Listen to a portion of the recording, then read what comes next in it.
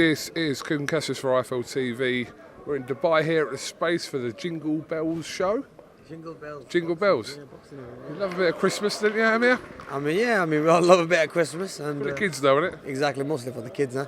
But the thing is, boxing at this place, there's boxing going on. My friend owns this place, so I thought I'd come and show my support and just help him promote it a little bit as well. But yeah, it's a full house and some good fights on. We've got the main VIP area where we were just watching from the top. It's alright, man, good atmosphere. That's what happens when you've been on I'm a Celebrity. Anyway, we'll come on to that in a bit. But there's some cars here that I didn't even know existed. Yeah, so my friend's garage he has all supercars, and he has like the best of the best, maybe one of one.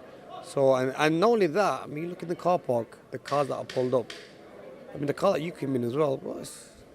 That was the orange roller, yeah? That was the roller, yeah. I see that, man. But you listen, it's nice that, you know, there's more events happening in Dubai. I just got back from Bahrain yesterday. There was a massive boxing event over there from Sheikh Khalid and Tony Davis. But look, Dubai is slowly picking up as well in doing boxing events, and I think this must be the second one this month, so it's going well. Okay, look, I don't want to drag you away from the fights too much, but there are a few things that I want to kind of touch on. The first thing is, I mean, what's going on with this Pacquiao situation? I know you've not really said too much about it, but there's rumours always surfacing over the last few months that this was a possibility to happen for 2024. But is it still a possibility, or is it going cold? What's going on? Look,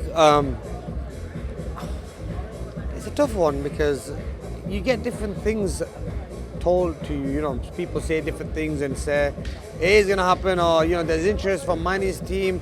Mani's team won it, and the Saudis won the fight. They won the fight in Abu Dhabi. I mean, there's a lot that people are talking about, and in this region it'll be maybe massive because obviously the Middle East, this is where the big time boxing is coming. Obviously AG is announced to fight here now. Also same with Wilder. You've got a massive card happening this month. So look, I think that, you know, that fight can happen with me and Manny. But like I said, I mean, it's a tough one, you know. I mean, if they're gonna leave it any longer, I might just forget it, because the thing is, you know, sometimes you need to know what you're doing. You need to know, you need to have a plan in life. And with Manny, I think I have been waiting around a very long time. I've just been waiting. And yeah, why I would say yes to a Manny Pacquiao fight is because, you know, it's a fight that I've always wanted. And he's a legend in the sport, and you want to fight the legends, you know, and I think it'll be good.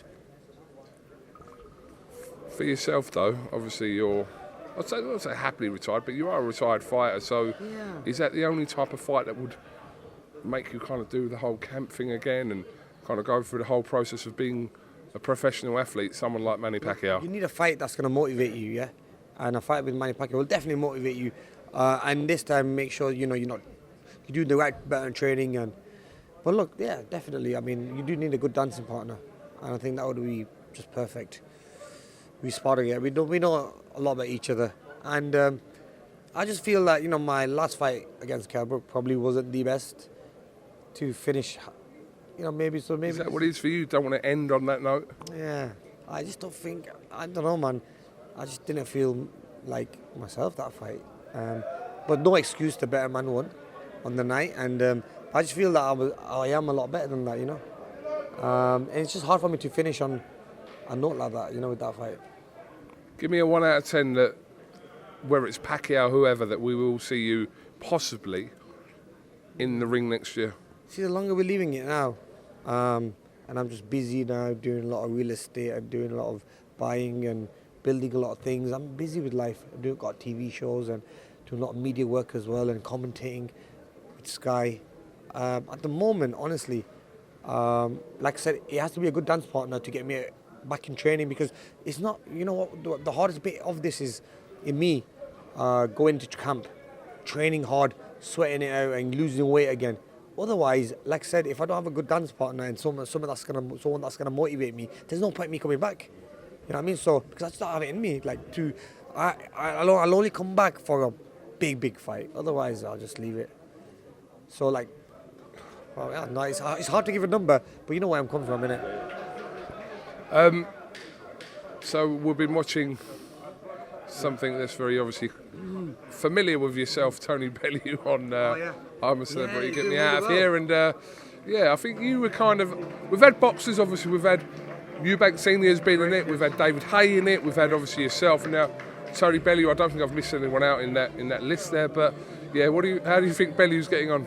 He's doing really well. You know, he's a likable character, is Tony. Tony is a nice person. He's very caring, loving, and you can see that, you know, he's got the soft side showing now.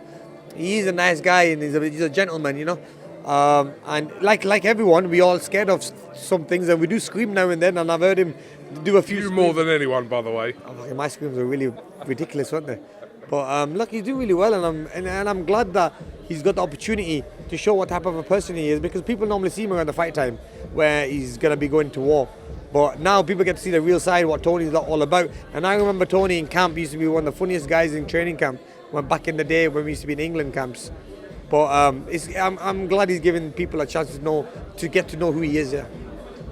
There was a moment there which went viral yesterday, I think it was, where Sam Thompson said that there was a mosquito or an insect on Tony Bellew, and he kind of gave him a little bit of I'd say a low-key slap.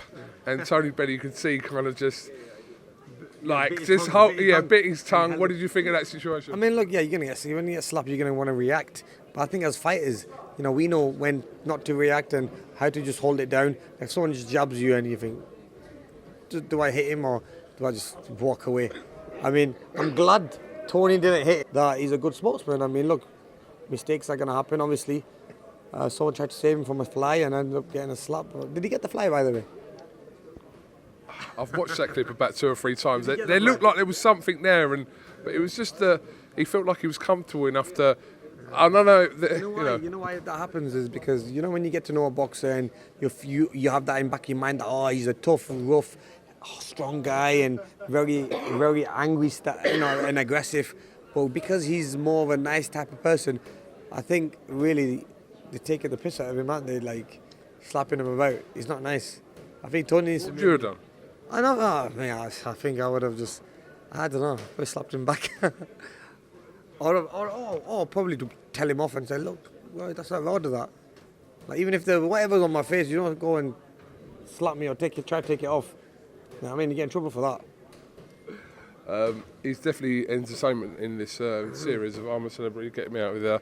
I mean, just finally, obviously we saw some news the last couple of days that the British Boxing Board have kind of rejected the possibility of them, for the moment anyway, being involved with a potential February the 3rd date between Chris Eubank Jr. and Conor Benn because of Conor Benn's situation. What have you made of that?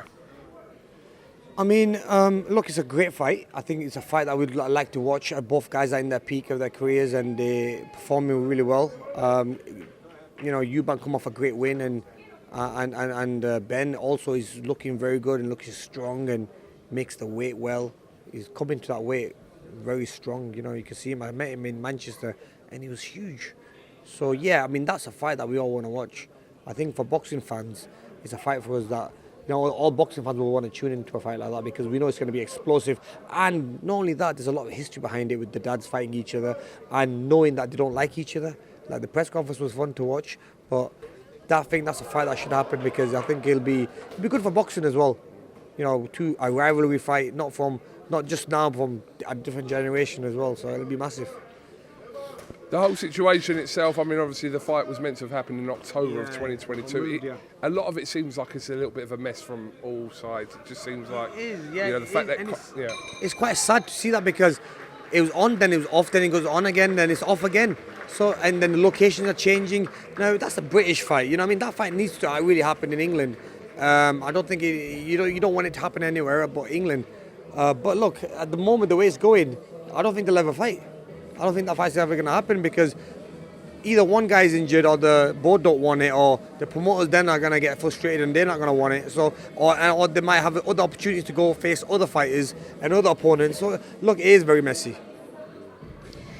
Okay, well listen, we're going to enjoy the rest of the night here at the Space. Shout out Napa, obviously he's put this show on Napa's tonight. Done a great job, well done to Napa. And also I would like to say, you know, all them innocent lives that are being taken in Palestine.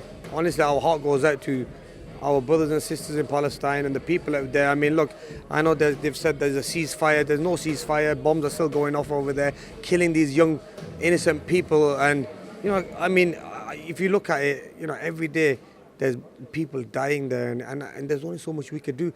I've got a couple of charity events in London. I had one in one of the universities where they then cancelled it. But look, the only thing is we want peace, and the Palestinians want peace. And it's heartbreaking when we see stuff like this happening.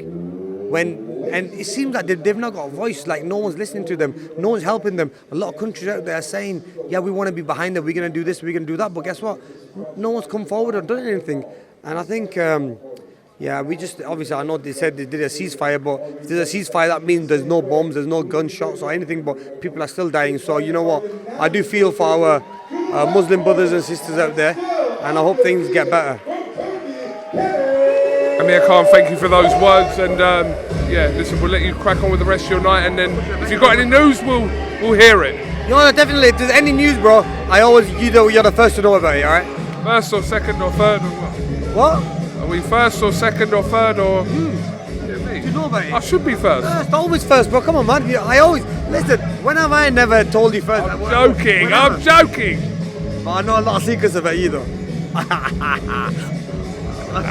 Anyway, Amir Khan, thank you very much.